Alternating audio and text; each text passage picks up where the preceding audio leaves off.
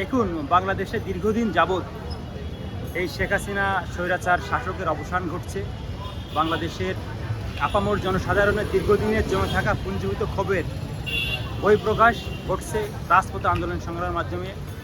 ছাত্র, জনতা, কৃষক, শ্রমিক সব শ্রেণীর মানুষ কিন্তু এই ছাত্রদের এই আন্দোলনের সাথে সম্পৃক্ত হয়ে তারা রাজপথে নেমে এসেছে। শুধু একটাই কারণ যে মানুষের কিন্তু দীর্ঘদিন যাবৎ বাংলাদেশের মানুষ ভোট দিতে পারে না, মানুষের ভোটের অধিকার নেই।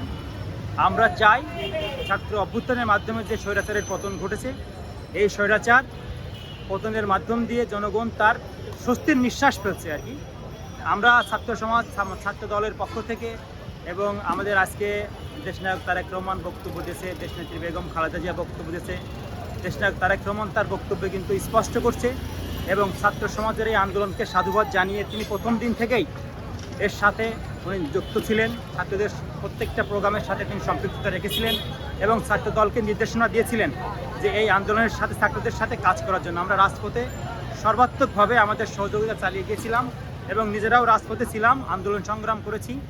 তো এখন আমাদের যে ছাত্র সমাজের যে প্রত্যাশা, যে একটা অন্তর্বর্তীকালীন যে সরকার গঠন হয়েছে ডক্টর মোহাম্মদ ইউনূসের নেতৃত্বে, যত দ্রুত সম্ভব এর অধীনে বাংলাদেশের মানুষ তার অধিকার প্রয়োগ করতে পারে সেই ব্যবস্থাটা করে, একটা সুষ্ঠু নির্বাচনের ব্যবস্থা করে, যে নির্বাচনের মাধ্যমে মানুষ ভোট দিতে পারে এবং মানুষের ভোটের অধিকারটা ফিরে আসে এবং একটা নির্বাচিত সরকার দেশ পরিচালনা করতে পারে। নির্বাচিত সরকার দেশে না থাকলে দেশ পরিচালনায় বিঘ্ন হবে।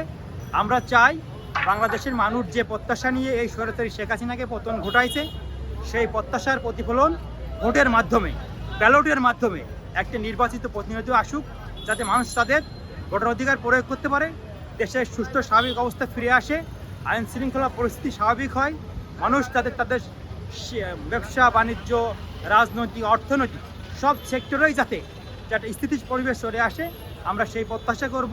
এবং বাংলাদেশ জাতীয়তাবাদী দল বিএনপি, দেশনেত্রী বেগম খালেদা জিয়া, দেশনায়ক জনাব তারেক রহমান যে বক্তব্য দিবেন এবং জনগণের পক্ষে ওনারা বক্তব্য আজকেও দিয়েছেন, আগামীতেও দিবেন, সেই বক্তব্য এবং জনগণের যে পক্ষের যে বক্তব্য, জনগণের সাথে যে জনগণের যে কথা, সেই বক্তব্যের জন্য বাস্তবায়ন করার জন্য, জনগণের কথা বাস্তবায়ন করার জন্য বাংলাদেশ জাতীয়তাবাদী ছাত্র দলের জয়েন্ট সেক্রেটারি হিসাবে আমরা সর্বদা ছাত্রদল রাজপথে থাকবো এবং সেই সিদ্ধান্তগুলো বাস্তবায়ন করার চেষ্টা করবো ইনশাল্লাহ।